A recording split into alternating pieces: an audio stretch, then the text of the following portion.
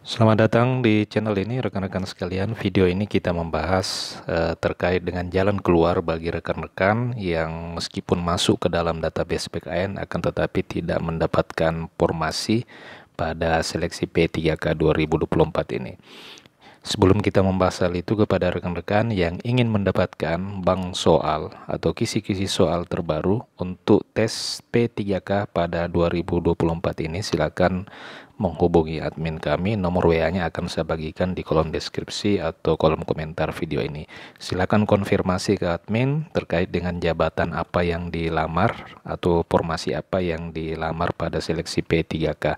Nantinya soal kompetensi teknisnya akan disesuaikan dengan jabatan yang rekan-rekan lamar.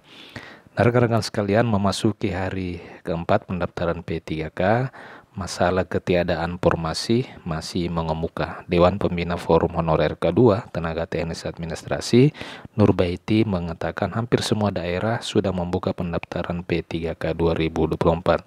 Para honorer pun sudah membaca formasi yang diumumkan sejak 30 September dengan berbagai ekspresi. Ada yang senang karena formasi di tempat mereka bekerja itu tersedia. Namun tidak sedikit pula rekan-rekan kita para tenaga honorer yang harus bersedih karena karena di tempat mereka itu atau instansi mereka atau unit kerja mereka tidak ada formasi. Nah, rekan-rekan, ini setelah kita mendapatkan informasi dari pengumuman informasi dari pemerintah daerah, hampir rata-rata rekan-rekan honorer harus bersedih oleh karena di tempatnya bekerja tidak tersedia formasi sesuai dengan jabatannya saat ini. Nah, ia mengaku prihatin karena honorer di luar formasi guru tidak bisa melamar, formasi P3K teknis tidak tersedia sedangkan mereka dilarang melamar di daerah lain. Nah, Bunda Nur berharap semua honorer bisa ikut tes P3K pada tahun ini, jangan lagi ada yang tersisa. Ia kemudian menyarankan kepada honorer yang tidak ada formasi di tempatnya bekerja untuk tetap ikut pendaftaran P3K 2024. Teman-teman daftar saja sesuai dengan ijazah. Jika tidak ada formasi di tempat kerja, honorer bisa pindah kantor karena yang dimaksud dengan instansi itu bukan kantor kerja tetapi daerah. Nah, ini yang poin penting rekan-rekan yang ingin saya sampaikan kepada rekan-rekan, khususnya bagi rekan-rekan yang setelah melihat pengumuman ternyata formasi di tempatnya bekerja itu tidak ada. Jadi rekan-rekan bisa mencari formasi lain ya di unit kerja lain atau di kantor lain, asalkan atau yang penting berada dalam satu kabupaten.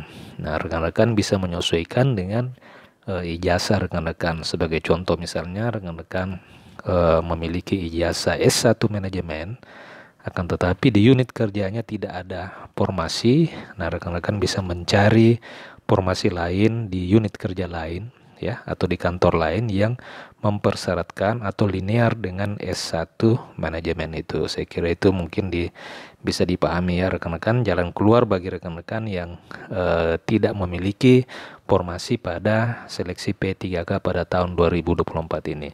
Termasuk juga bagi rekan-rekan yang mungkin memiliki ijazah S1 akan tetapi setelah pengumuman keluar ternyata di unit kerja rekan tidak mempersyaratkan S1 akan tetapi ijazah SMA saja pada jabatan operator layanan operasional. Rekan-rekan bisa menggunakan ijazah SMA-nya dulu ya. Rekan-rekan bisa menggunakan ijazah SMA jika memang rekan-rekan ingin melamar di jabatan itu.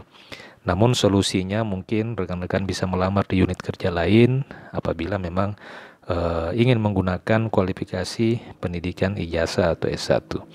Nah, demikian mungkin informasi yang ingin saya sampaikan kepada rekan-rekan sekalian. Mudah-mudahan rekan-rekan diberikan kelancaran agar bisa diangkat menjadi P3K pada tahun 2024 ini. Sekali lagi bagi rekan-rekan yang ingin mendapatkan bank soal terbaru, silakan hubungi admin. Nanti admin akan konfirmasi dan menyediakan sesuai dengan formasi lamaran P3K yang rekan-rekan lamar pada seleksi P3K 2024 ini. Terima kasih, sampai jumpa di video berikutnya.